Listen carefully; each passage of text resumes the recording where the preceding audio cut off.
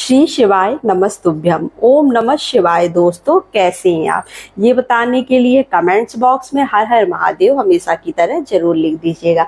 तो दोस्तों, जैसा कि सावन का पवित्र महीना चल रहा है, तो 30 जुलाई को जो है वो उस बुधवार का बहुत ही प्यारा सा दिन है। तो सावन के महीने में बुधवार के दिन आप 5 बेलपत्री वाला उपाय जरूर करिए।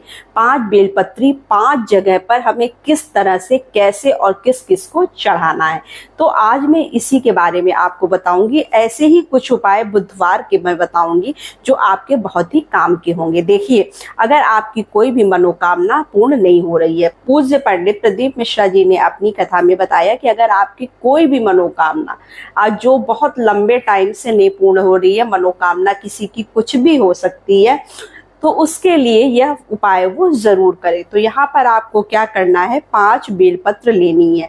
5 बेलपत्र आपको अच्छी देख कर लेनी है। ये मुझे बताने की जरूरत नहीं है, आप सबको पता है कि हमें सावन का महीना है, बेलपत्री अच्छे से मिल जाती हैं। तो आपको 5 बेलपत्री लेकर भोलेनाथ के मंदिर पहुंचना है। वहां पर पहुंचकर आपको क्या करना है, सबसे पहली बेलपत्री जो होगी, कुछ नामों का भी यहाँ पर आपको स्मरण करना है। देखिए, हर पिता की जो पुत्री होती है वो उसे बहुत प्यारी होती है। तो भोलेनाथ की 5 पुत्रियां थी, तो उन्हीं का स्मरण करते हुए आपको ये 5 जगह पत्तियां चढ़ानी है। तो पहले मैं वो नाम बता देती हूँ, उसके बाद बताती हूँ कि पत्तियां कहाँ कहाँ चढ़ानी है। तो देखिए, पहला नाम है जो जया, दूसरा विषहरा, तीसरा देव, 5वां नाम है वो है देवटली। तो ये भोलेनाथ की 5 पुत्रियां थी जो उन्हें बहुत ही प्रिय थी। तो अब यहाँ पर इन्हीं के नाम से हमें ये पत्तियां चढ़ानी है बेलपत्र की, जो हमने 5 पत्तियां ली हैं। पहली बेलपत्री हम माता अशोक सुंदरी की जगह पर चढ़ाएंगे, क्योंकि माता अशोक सुंदरी जो है वो भोलेनाथ की बहुत ही प्रिय पुत्री थी। तो आप यहाँ पर चढ़ाइएगा पहले भोलेनाथ के प्रिय पुत्री माता अशोक सुंदरी के स्थान पर। दूसरी बेलपत्री आपको चढ़ाना है भोलेनाथ के शिवलिंग के ऊपर चढ़ाना है। तीसरी बेलपत्ती जो शिवलिंग के ऊपर कलश लगा होता है, जिसमें जल भरा होता है, उस कलश के ऊपर जो है आपको छुआकर, मतलब चढ़ाकर, और भोलेनाथ को समर्पित कर देना है। उसके बाद जो चौथी बेलपत्ती होगी, उसको आपको क्या करना है, शिव जी के पास जो नाग देवता लगे होते हैं उनको स्पर्श कराकर आपको ये भी बेलपत्र भोलेनाथ को चढ़ा देना है। और 5वीं बेलपत्र जब हम पूजा करके मंदिर से बाहर निकलेंगे, तो नंदी महाराज जी का जो उठा वाला पैर होता है, आपने देखा होगा नंदी जी का एक पैर उठा हुआ होता है, उस पैर के ऊपर समर्पित कर दें। ये सारी पत्तियां चढ़ाते समय आपको इन सभी नामों का स्मरण करना है। उसके बाद जो है आपकी जो भी मनोकामना है, जो भी आपकी इच्छा है, वो आप यहाँ पर बोल दीजिएगा। आपकी इच्छा जो है वो शीघ्र पूर्ण हो जाएगी।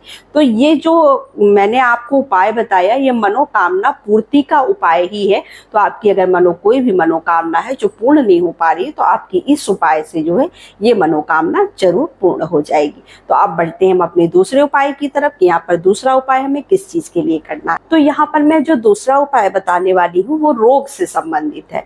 देखिए, कुछ लोग ऐसे होते हैं जो रोगी प्रवृत्ति के होते हैं, वो बचपन से ही बीमार रहते हैं, उनको कुछ ना कुछ ऐसे मतलब लगा ही रहता है, कोई ना कोई बीमारी से वो हमेशा परेशान ही रहते हैं। या बीमारी तो हर घर में ही आजकल हो गई है। कोई भी व्यक्ति अगर बहुत ज्यादा आपके घर में बीमार रहता, परेशान रहता है, तो आपको सावन के महीने में बुधवार के दिन यह कार्य जरूर करना चाहिए। तो देखिए, इसके लिए आपको क्या चाहिए, इसके लिए आपको चाहिए एक तांबे का लोटा, उसमें आप अपने घर का शुद्ध पानी भर लीजिएगा, उसके अंदर थोड़ा सा इत्र डाल लीजिएगा। उसके बाद आपको क्या करना है, 31 दाने चावल के लेने हैं। आपको चावल जो लेना है वो अक्खा चावल लेना है, टूटे फूटे चावल का यहाँ पर प्रयोग नहीं करना, क्योंकि जब हम कोई भी उपाय करते हैं तो सही चीजों से और सही तरीके से उपाय को किया जाता है। अब हम इसको लेके कहाँ, भोलेनाथ के मंदिर पहुंच जाएंगे।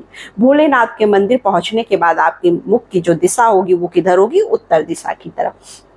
अब जो हम पानी जल का लोटा लेकर गए जिसके अंदर हमने इत्र डाला है, वो जल भोलेनाथ को कुंदकेश्वर महादेव, जब हम रोग का उपाय करते हैं तो हम किस भगवान का स्मरण करते हैं? कुंदकेश्वर महादेव का नाम बोलते हुए आपको यह जल मतलब भोलेनाथ पर समर्पित कर देना है। उसके बाद आपको क्या करना है, जो आपने 31 चावल के दाने लिए हैं, जब देखिए चावल की किसी भी वस्तु की संख्या ज्यादा होती है, चावल की संख्या ज्यादा है, तो आप इसे कहाँ पर चढ़ाएंगे? माता अशोक सुंदरी के स्थान पर आपको चढ़ाना है। और चढ़ाते समय आपको उस व्यक्ति का नाम और गोत्र बोल देना है। जो व्यक्ति आपके घर में बीमार रहता है या रोगी प्रवृत्ति का है, परेशान रहता है, उसका नाम गोत्र बोलते हुए आपको यह चावल चढ़ाने हैं वहां पर, और भगवान को ढोक देकर प्रार्थना करना है कि वो व्यक्ति जल्द से जल्द शीघ्र अतिशीघ्र ठीक हो जाए। तो बस बहुत छोटा सा उपाय है, बहुत अच्छा उपाय है। इसे आप सावन के महीने में किसी भी दिन कर सकते हैं, क्योंकि आप सावन का महीने में सिर्फ 10 दिन ही बचे हैं, ज्यादा टाइम नहीं बचा है, तो आप ये सारे उपाय किसी भी दिन कर सकते हैं। वैसे बुधवार के दिन करिए तो ज्यादा अच्छा होगा।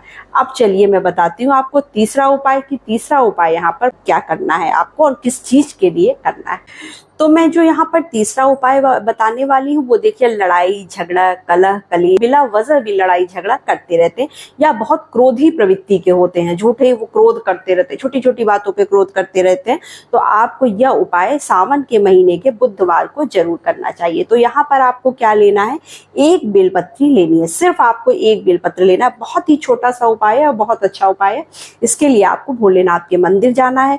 भोलेनाथ के मंदिर जाकर आपको इस बेलपत्र को किसको समर्पित करना है, ये बेलपत्र हम जो है माता के हस्त कमल के पास समर्पित करेंगे, जिसको हम प्यार से कटी भाग भी बोलते हैं। तो वहां पर समर्पित करते हुए उस व्यक्ति का नाम और गोत्र हम बोलेंगे, जो व्यक्ति घर में लड़ाई झगड़ा या अशांति फैलाता है, तो आपको वहां पर ये बोलना है। उसके बाद क्या करना है, उस व्यक्ति का नाम गोत्र बोलने के बाद उस बेलपत्र को जो है वो माता के हस्त कमल पर चढ़ा देंगे। उसके बाद हम भोलेनाथ से प्रार्थना करेंगे कि बाबा हमारे घर में ऐसी चीजें हैं, बहुत लड़ाई झगड़ा होता है, बहुत अशांति रहती है, तो प्लीज मतलब हमारे घर में शांति हो जाए, हमारे घर का वातावरण खुशनुमा हो जाए, सब लोग प्यार से रहने लगे। ऐसी प्रार्थना आपको भोलेनाथ से करनी है, हमारे घर में सुख शांति बनी रहे। तो ये बहुत ही छोटा सा और बहुत अच्छा उपाय है, इसे आप सावन के महीने में जरूर करिएगा अगर आपके घर में कोई ऐसी समस्या चल रही है तो। अब हम बढ़ते हैं अपने चौथे उपाय की तरफ कि आखिर हमें चौथा उपाय किस चीज के लिए करना है। यहाँ पर जो हम चौथा उपाय बताने वाले हैं वो कष्टों के लिए। देखिए, जीवन में किसी भी तरह का कष्ट हो सकता है, धन से संबंधित, रोग से संबंधित, व्यापार से संबंधित, किसी भी तरह का अगर आपके जीवन में कष्ट है तो आप यहाँ पर ये उपाय जरूर करिएगा। तो देखिए, इसके लिए आपको क्या क्या लेना है। आपको पहले तो पीले रंग का चंदन लेना है। अगर आप ये उपाय धन के लिए कर रहे हैं तो आपको कमलगट्टा का बीज लेना है, एक कमलगट्टा सिर्फ आपको लेना है यहाँ पर। और आपको 1 लोटा जल लेना है, तांबे का शुद्ध जल भर लेना है अपने घर का। उसके बाद हम इसे लेकर कहाँ पहुंचेंगे, भोलेनाथ के मंदिर में। भोलेनाथ के मंदिर में पहुंचकर आप जो चंदन लिए हुए वो पहले माता अशोक सुंदरी के स्थान पर लगाएंगे, उसके बाद हम भोलेनाथ को लगाएंगे। अगर देखिए आप धन के लिए यह उपाय कर रहे हैं तो फिर आप क्या करिएगा, जो कमल गट्टा आप लेकर गए हैं वो पहले हम माता अशोक सुंदरी के स्थान पर चढ़ाएंगे, उसके बाद फिर उस कमल गट्टे को भोलेनाथ के शिवलिंग के ऊपर चढ़ा देंगे। उसके बाद जो हमने जल लिया है वो जल को हम क्या करेंगे, कुंदकेश्वर महादेव के नाम से भोलेनाथ पर समर्पित कर देंगे। उसके बाद आपके जीवन में देखिए जो भी कष्ट है, जो भी परेशानी है, उसके लिए भोलेनाथ से प्रार्थना करेंगे कि भोलेनाथ मेरे जीवन में ये कष्ट है, अगर धन से संबंधित कष्ट है, व्यापार से संबंधित कष्ट है, जो भी कष्ट है उसे आप भोलेनाथ से प्रार्थना करिएगा कि हमारे जीवन का यह कष्ट जल्द से जल्द कट जाए। बस आपको यही करना है। ये छोटे छोटे से उपाय करके आपके जीवन में बहुत से बदलाव आ सकते। तो बस अगर अभी तक आपने मेरा चैनल सब्सक्राइब नहीं किया तो सब्सक्राइब कर लें, बेल आइकन को प्रेस कर दें ताकि मेरी नई वीडियो आने पर उसकी नोटिफिकेशन आपको तुरंत से मिल जाए। तो नमस्ते फ्रेंड्स, ओम नमः शिवाय, हर हर महादेव।